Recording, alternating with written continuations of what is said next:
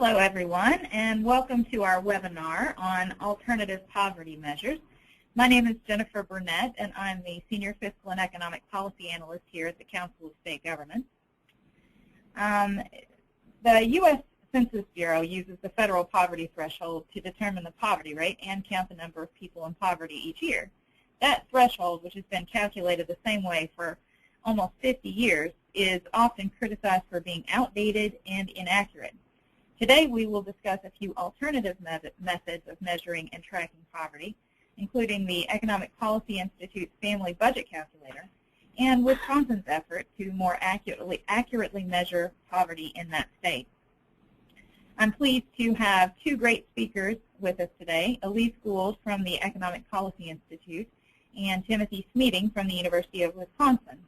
We would have a third speaker today, Dr. Kathleen Short, but she works for the U.S. Census Bureau and, unfortunately, due to the federal government shutdown, will not be able to join us. However, Elise Gould has agreed to give her presentation instead. So first up, we have Elise Gould, who is the Director of Health Policy Research at the Economic Policy Institute.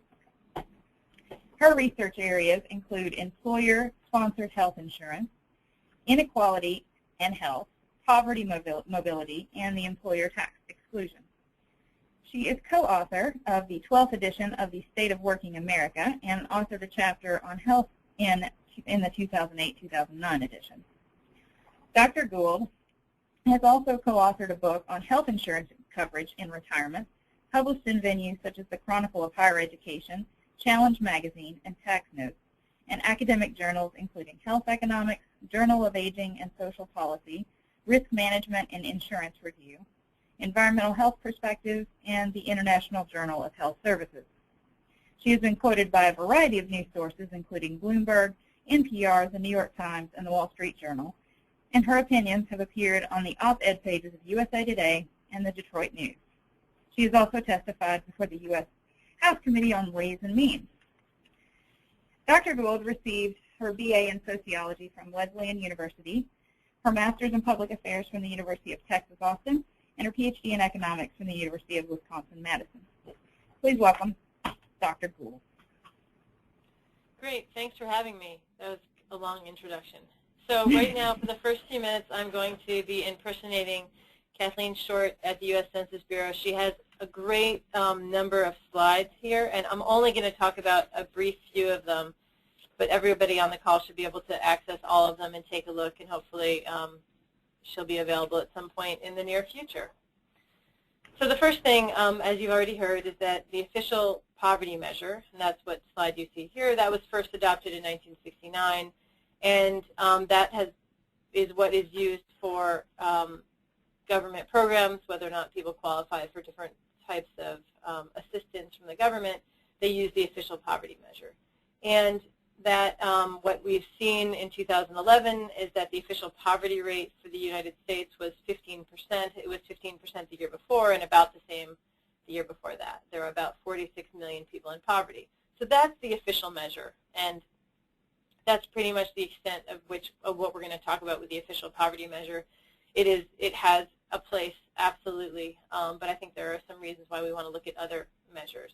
So if you move on to the next slide, there have been some attempts over the last 10, 15 years to try to come up with better measures that look at absolute deprivation or poverty or however you want to call it. And what has come up most recently, if you look at the next slide, is this new Census Bureau's Research Supplemental Poverty Measure. So on the next slide, you see the first of those reports that came out.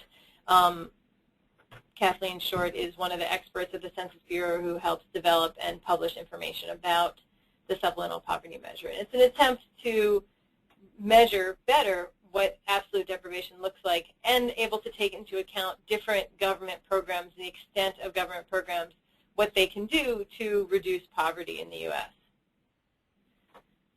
So let's skip ahead. There's some information here on the economic unit of analysis on the next slide. So looking at at families and individuals primarily. And one thing that you want to think about, if you skip to slide 7, what the difference between these two, the official measure, the slide right before that, the official measure looked at basically a food budget and said a food budget in 1963 times 3 is about what a family needs to have to get by.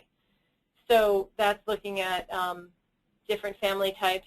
The official measure looks at different family types and says that that's what the poverty measure is, and what it's been adjusted for is just overall inflation. Over the last basically 50 years, that official measure has only been updated for overall inflation over that entire time. And what the supplemental poverty measure does is it looks at expenditures on different items. So not just food, but also clothing, shelter, so that would be rent or mortgage expenses, and using a different set of surveys to do that. And they look at not the median, not the poorest, but they're looking at about the 33rd percentile in that distribution. And they look at other types of expenses as well. So they're adjusting on the next slide as the official measure. Everything is going to show the official measure on these slides having no adjustment pretty much. But they're adjusting it to look at renters versus those people with a mortgage or owners that no longer have a mortgage. And then on the next slide, they're looking at family size and composition. Those are similar between the different types. And then the next slide is really important, the one about geographic area. And the official poverty measure, one of its biggest weaknesses that I think that people have called out for many years, economists and other statisticians and researchers, is that there's really no adjustment made in the official measure for differences in cost of living. And cost of living differences are pretty vast, and I'll show you that with our family budget measure here at EPI. And so the supplemental poverty measure tries to account for that, looking particularly, they're getting a geographic difference measurement based on housing costs. And so they're using housing costs within each state by MSA and non-MSA to try to get at these variations in prices. And that's one of the really, really big, useful difference that that the SPM offers. So if we go on to the next slide, you can look at how the thresholds differ without the geographic adjustments, and you go to the next slide after that, and you can see they vary a lot more when you think about different places that people live. And then the next slide is the other big difference. So I already said there's the big difference between the supplemental poverty measure and the official poverty measure are differences in geographic cost of living, particularly they're looking at housing costs. But the other difference is that they use different forms of income and resources than they have in the official poverty measure. The official poverty measure only includes money income, so cash money income before tax. And so the supplemental poverty income includes that sort of gross before tax cash income, but it also includes other non-cash federal benefits. So things like food stamps or SNAP, things like housing subsidies. And it also looks at the value of some tax benefits like tax credits, like the EITC. And it also then subtracts out some expenses. So things, the biggest one that comes up is medical out-of-pocket expenses. So how much money it is that people spend out of pocket needs to be taken into account, they would argue, when you look at the supplemental poverty measure. When you look at how are people getting along, how they're making ends meet, you have to take out expenses that they have for everyday life. So if you look at the next slide and the slides soon after that, they show how the additions and subtractions of different components have an effect. And if you look at slide 16, one more slide, there shows the poverty rates using the different measures. So the blue line is the official poverty measure, and the red is the supplemental poverty measure. And you can see that while for all people they're not off by very much, it depends on which age group you look at to see how those things change. So for under 18, the supplemental poverty measure is picking up all those tax credits that go for families with kids. For the 65 and older, the SPM there is picking up those higher medical expenses for the elderly population. And you can see that they compensate in different ways for that. And if we go on to the next slide, you can see the distribution of people if you think about the income, and you can see that there are a lot more people that would be called in poverty if you use the supplemental poverty measure, which is the one on the right, than the one on the left. So there's some differences that change these thresholds, that change what it means to be in poverty or to live below twice poverty. So it's a much higher percentage of the population that is below twice the SPM level than there are below, let's say, twice the official poverty measure. So if you skip ahead to slide 19, you can use these, if you average 3 years, you can use the supplemental poverty measure. You can use the March CPS data to look at what's happening across states. And you can see here that some states have higher supplemental poverty measures than the official, and some states have lower. So it gives you a sense across the country of how this measure makes a difference to people depending on what state that they live in. And one of the best uses on the next slide is looking at the effect of different government policies on changing the supplemental poverty measure. So all the way on the left shows the effect of Social Security payments on reducing poverty, and all the way on the right, that MOOP there is medical out-of-pocket expenditures. It shows how expensive it is and how that can actually mean that a lot of people more people are in poverty than you might think because of how much money they have to spend on their medical care. So that's the extent of the slides that Kathleen Short would have presented. I'm sure she would have presented a lot more detail, and hopefully she'll be back working soon. So now I'm going to switch and talk about the slides that I prepared for today. These are about the Economic Policy Institute's Family Budget Calculator. And if you go to the next slide, what we're doing here is something different than the supplemental poverty measure, something different than the official poverty measure. We're stepping back and saying, okay, we're trying to measure how much income families need to secure an adequate but modest standard of living. It's a broader measure, arguably a broader measure of economic welfare, and it provides an additional metric for both academics and policy experts looking to try to measure the cost of living. And I think it can also be used on a very local level when policymakers are trying to attract businesses. Think about how much it actually costs to live, make sure that they are attracting the kinds of businesses that are going to be providing the kinds of wages and overall compensation that would be most suitable for their community. So to give you some context on the next slide, we started publishing these in 2000 when the Bureau of Labor Statistics stopped publishing a similar series. They had published a series that was the Modest but Adequate Lifestyle. That was discontinued. We thought it would be important to pick that up and try to look at what families need to get by. And we're looking specifically at families here. We have 6 family types, everywhere from 1 parent, 1 child to 2 parents, 3 children. We do not look at single adults or 2 adults. It's only looking at families with kids. And we're looking at specific costs, and the costs we're looking at are housing, food, childcare, transportation, healthcare, other necessities, and taxes. And I can talk about each of these in a little bit of detail, but on the next slide I start talking about these, and then you can read through it on your own or come up with questions if you have them. But basically we're looking at a whole bunch of different data sources for each of these different areas and trying to come up with what we think are the most local costs of what it costs to make ends meet. So housing costs, we're using Department of Housing and Urban Development data, and we're looking at the 40th percentile. So we're not looking at the median, we're not looking at the poorest, we're saying what's the 40th percentile. So that's sort of near the median, but not quite in terms of a housing cost. Food is the only one that is the same across the whole country. That one does not have any cost of living adjustments, although arguably it should. We're reflecting the second least expensive plan, taking from the Department of Agriculture's, the USDA food plans. And that plan assumes that almost all food is bought at the grocery store and prepared at home. So it doesn't include going out to eat, things like that. Childcare, we're assuming that people are working. The adults are working, the parents are working in the family, and therefore they need to get childcare. Depending on the number of kids in a family, we estimate, we are approximating their childcare costs if they have a 4-year-old or an 8-year-old or a 12-year-old, depending on how many kids are in the family. And we take those child care expenses, and these are from urban and rural areas in almost every state and estimate those costs for full-time care. On the next slide, I talk about transportation and health care.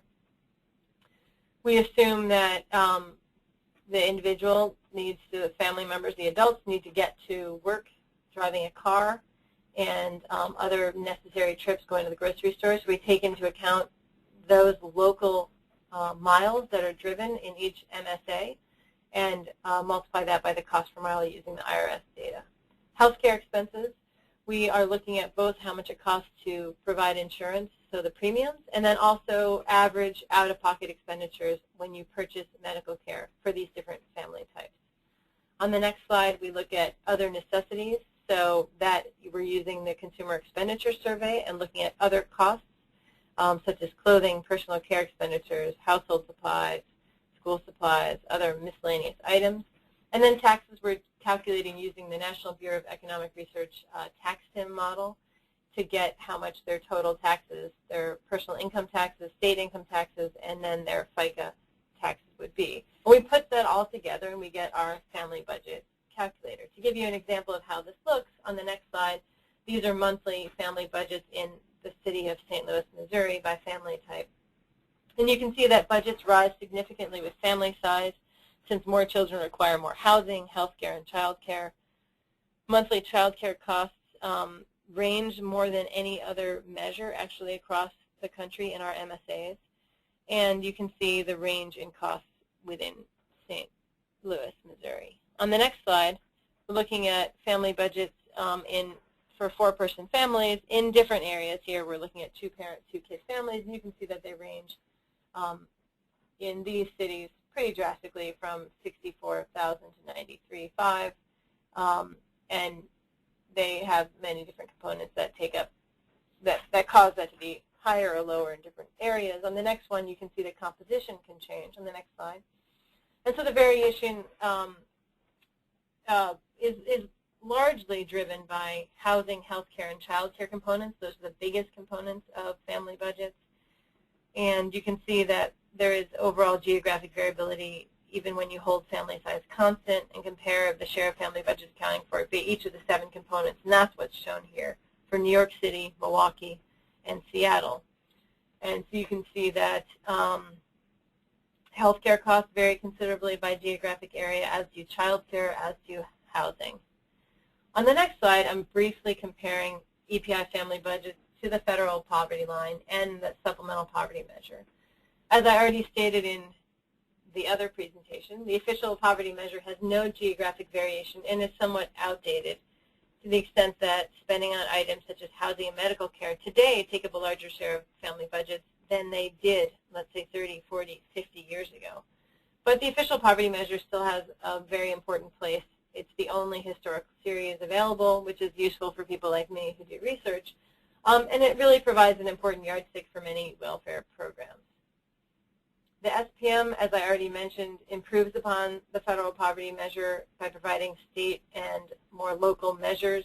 Particularly the housing component is able to vary geographically, and it provides more in-depth analysis on policy implications. I think those are 2 key things that the supplemental poverty measure provides. So the EPI family budgets, on top of that, uses more geographic variability in constructing more of its components than just the housing measure in the SPM. And it measures items somewhat differently, and it constructs family budgets for smaller geographic areas. On the next slide, I'm doing a brief comparison between the federal poverty measure and EPI family budgets in 3 different areas. The darkest blue is the federal poverty level, which does not change by geography. And then I show the least expensive family budget area, which is in Mississippi. And you can see that even in Mississippi, in this Marshall County, Mississippi, you exceed the poverty threshold, the poverty level, by a fair amount, by over 2-fold. And then you go to other cities, a nod to my co-presenter in Madison, Wisconsin. There it's more expensive, and even in New York City it's more expensive than that.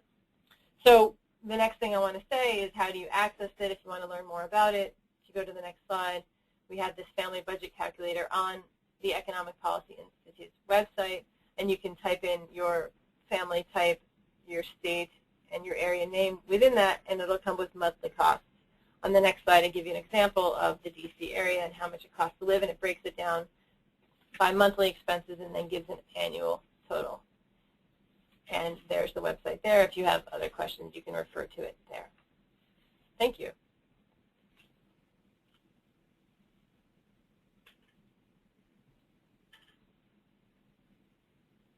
Thank you, Elise. I forgot to mention that if anybody has any questions, you can go to the chat feature in your GoToMeeting box, and you can type in a question. I'll receive it, and at the end of the presentations, I'll ask those of our presenters. Our next presenter is Timothy Smeeding, who is the Arts and Sciences Distinguished Professor of Public Affairs at the LaFollette School of Public Affairs and the Director of the Institute for Research on Poverty, both of which are at the University of Wisconsin-Madison. Dr. Smeeding's recent work has been on low-income men and their role as fathers, mobility across generations, and inequality of income, consumption, and wealth, and the measurement of poverty in a national and cross-national context. Professor Smeeding has authored and edited a number of publications over the years, including From Parents to Children, which was published last year and investigates whether economic inequality in one generation leads to inequality of opportunity in the next, the Handbook of Economic Inequality, Poor Kids in a Rich Country, America's Children in Comparative Perspective, and The Future of the Family. Dr. Smeeding, you can start your presentation. Hi there. Thank you. Oh, that's me. Oh, there we go. Okay.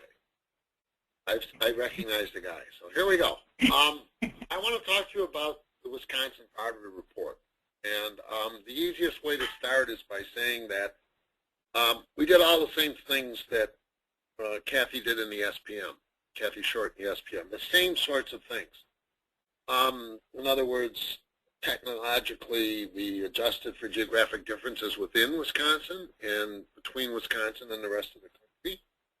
We used what low-income families spend on budgets nationwide, adjusted that to Wisconsin.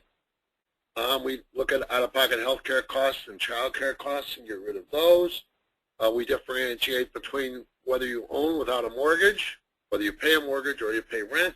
And we use the American Community Survey, which has great data on every year within the state. 27 or 40, between 27 and 40,000 observations are available, depending on whether you can use a private version of the, well, a restricted version of the census data set or the public use. So what you're looking here is looks at the public use data file. The big question, I guess, is why? Why is the state doing this? And the reason is that states want to know what's going on with the programs that they are using to fight poverty and how well are they doing. So I was on the former Governor Doyle's task force on poverty in 2008. I was a co-chair of the Economic Status or Committee. I said there's no new money. Make the best use you can of the SNAP program. Make the best use you can of the Earned Income Tax Credit and other refundable tax credits. That's the best way to fight poverty right now. Well, the governor privately had asked me, well, should we set a target for reducing poverty? I said, no. We're going into recession. Poverty is going up. You can't do squat about it, which is true. So we backed off on that one. So we started to do this. And what we were able to do is to give policy makers in Wisconsin some information about how well the programs that we actually use in the state and promote in the state did in fighting poverty. Now, why do you say state? Aren't these federal programs? Well, the Earned Income Tax Credit, first of all, is self-initiated. So we in the state have several VITA centers which provide tax-free assistance to low-income people, and then there are your friendly H&R Block and other private providers who are also in the state. So how much information people in the state get about these programs and where they can go to get help is important in increasing the participation in the Earned Income Tax Credit. We also have a pretty big state income tax credit. The SNAP program is federally funded, but it's administered by the states. So the state itself had everything of Wisconsin, had everything to do with its helping agencies, Department of Children and Families, Department of Health, and so on, in terms of spreading the word about the SNAP program, how to get it, how to apply for it, and so forth. So the problem was pretty simple. You know, what do we know about these programs? What did they do? And the answer is they did a lot. So you can see, first of all, I should say something about the slide you're looking at. You can see those that map on the left. The dark blue spots are spots where poverty is statistically significantly higher than the state as a whole. The one on the right is Milwaukee, our own little ghetto right here, our Buffalo, our Camden, our Gary, Indiana. You call it, that's Milwaukee, Central City, Milwaukee. And the other dark one at the bottom is Rock County, where General Motors used to be, and they're not there anymore. So these are the areas where right away you can tell within Wisconsin, these are the poorest areas. Now, the light blue areas are not distinguishable from the average in the state. But the white areas, very interestingly, are much lower poverty. And sure enough, all those white counties down at the bottom right around Milwaukee are the rich suburbs, Waukesha, Outagamie, Washington County, where the current gov lives. Okay? And so you can get a picture here of how Milwaukee County is surrounded by a lot of well-to-do areas. Now, to be quite honest with you, I haven't shown this, but I will tell you right now. We have a picture of Milwaukee. Within Milwaukee, there are 5 separate census areas where we can measure poverty. Within one county. And the poverty rates within this county, within Wisconsin, Milwaukee County, go from 35% in the central city to about 5% in the outlying rich areas within the county. If you know anything about Milwaukee, you might know about Whitefish Bay and Cedarburg and Brown Deer and all these other places that are nice enclaves within a county, which otherwise in that same county has 35% poverty rate. So this is an eye-opener to a lot of people that you could have that much variation within the same county. So those are some of the things that you can learn. We also can use this database to estimate if you change the parameters on programs, are you going to get more or less poor people. For instance, the state government contacted us in 2010 and said, we're about to expand our LIHEAP program. Our LIHEAP program is going to go from 150% of poverty, or twice the poverty line, or 150% of poverty line to twice the poverty line. Where are we going to find the people who are going to apply? Well, we could tell them that by county or by county area. So it's been used for that purpose too. Now, so what do you learn by looking at this? Next slide.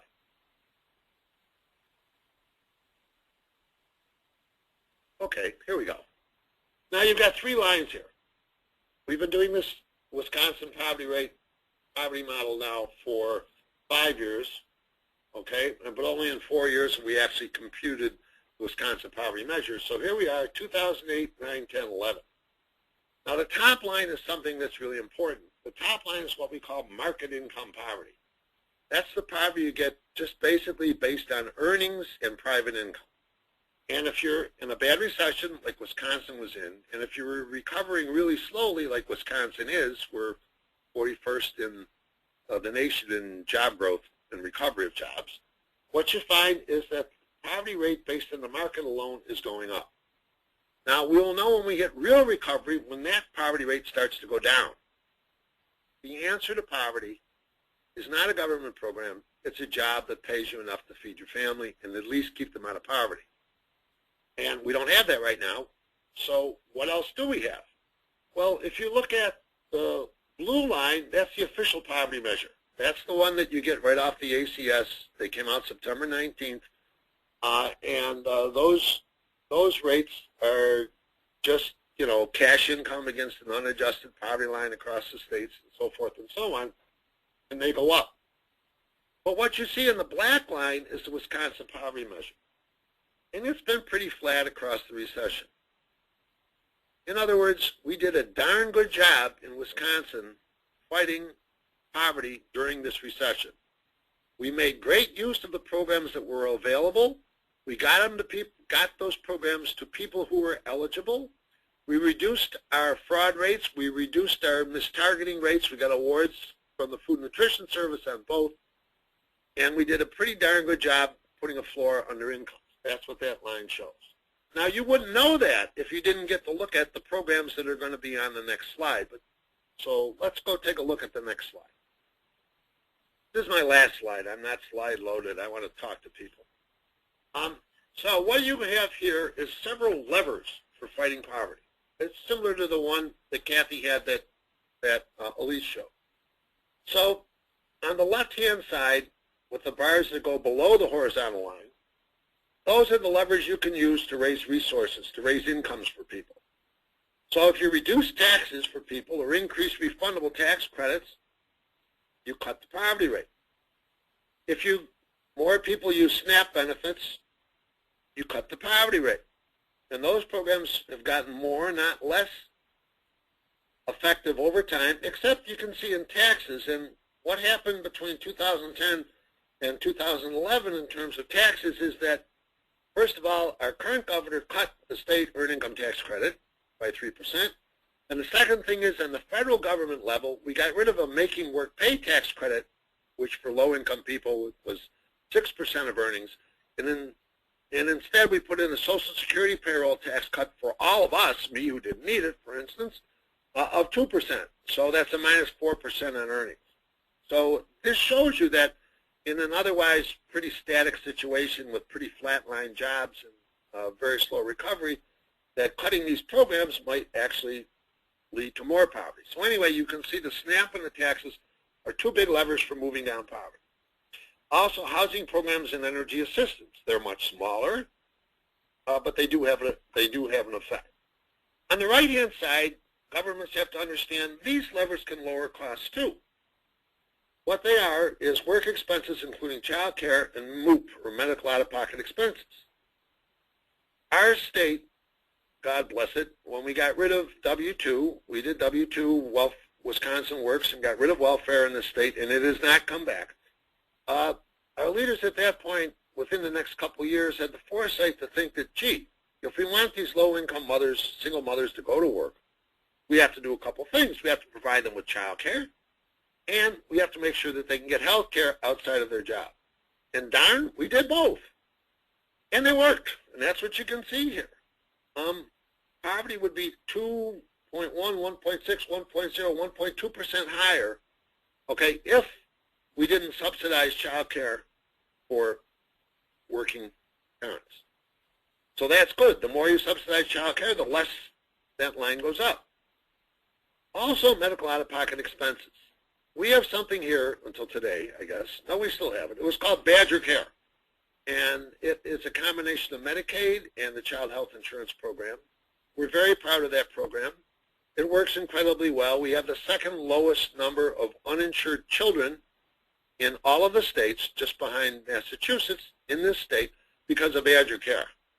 And what Badger Care did is it reduces MOOP. It reduces medical out-of-pocket expenses. So it's done a pretty good job in limiting the amount of expense that people have to pay for health care. So you see here, all I'm trying to get at is that you're a state, and I'm talking to the Council of State Governments, you are a state policymaker. You are thinking about state programs. You realize that by increasing benefits or by cutting costs, you can reduce poverty, and you can see with this measure how much you've done it by, and you can see it year to year. That's why we did it. That's who it's for. And I'm happy to report that it seems to be getting a lot of press. Those of you, is anybody online from California? I got news for you. Check it out. California State Poverty Measure goes online. It's being released either today or tomorrow. I think October 1st, today.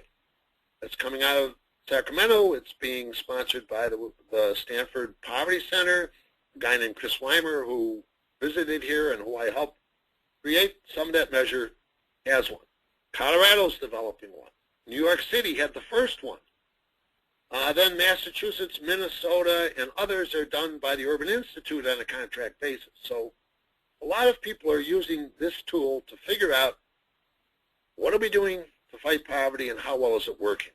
And so I'm really proud of that. I think any poverty institute should do that. Before I stop, I want to say one more thing.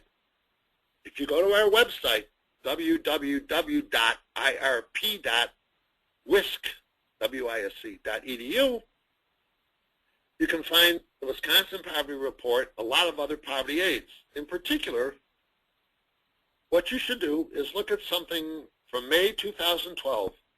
It's called Fast Focus 14. And it's by David Johnson of the Census Bureau and myself. And it's called A Consumer's Guide to Interpreting Various U.S. Poverty Measures. Read this.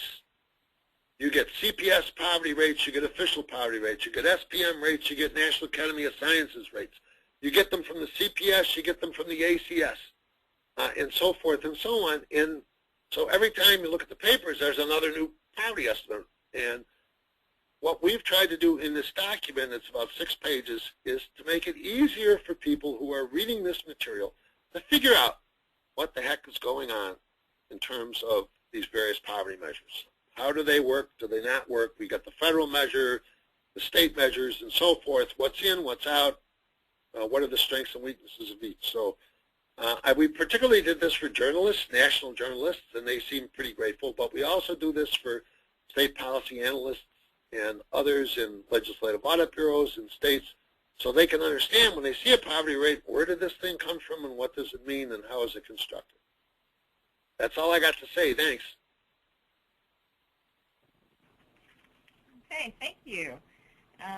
Following up briefly on what you were just saying, if either of you could give any advice to a state policymaker that might want to take a closer look at how their state measures poverty and how those measures are affecting policy, where do you think that they should start if they wanted to find out more? They should start on our homepage on state poverty measures. On the Institute for Research on Poverty, you can just Google Institute for Research on Poverty, University of Wisconsin. You'll find a whole section on measuring poverty. And in there, we talk about official measure, the SPM, and all the state measures, and how all the state measures are put together, and on particularly the Wisconsin measure. And we've actually tutored people in states, including California and Colorado, on this. It's not real cheap and easy to do this, especially the first time. It is, however, it requires some expertise. You have to have somebody who can understand programming and estimating various relationships. But you can find those people. And if you stick to it, you'll have something that's useful and something that, various constituencies within and across the state will be interested in. So look at that homepage of ours, because that's exactly what it's there for, is to tell other people how we did it. We not only have the formal report, we have a technical report and a technical appendix. So you can get as far down in them weeds as you want to go. Okay, thanks. Elise, do you have anything to add to that? Do you have any advice?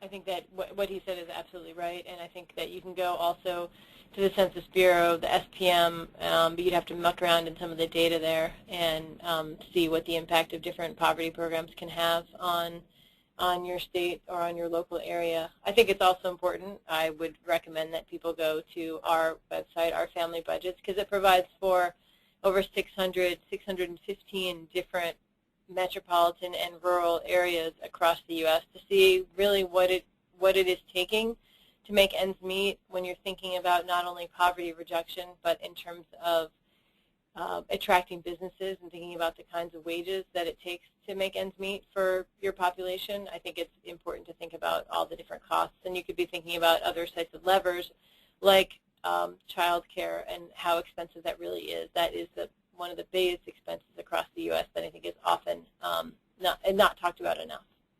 So I would suggest that as well. Okay. Well, thank you very much for being on the call. Do either of you have any last comments, or are you finished? I'm done. Okay, great. All right. Well, thanks for joining us again. Thank you to Elise Gould and Tim Smeeding for being on the call. If anybody would like to see this webinar, again, you can visit our website, csg.org/knowledge center. The entire website of the webinar will be up along with the PowerPoint presentation. Thank you very much.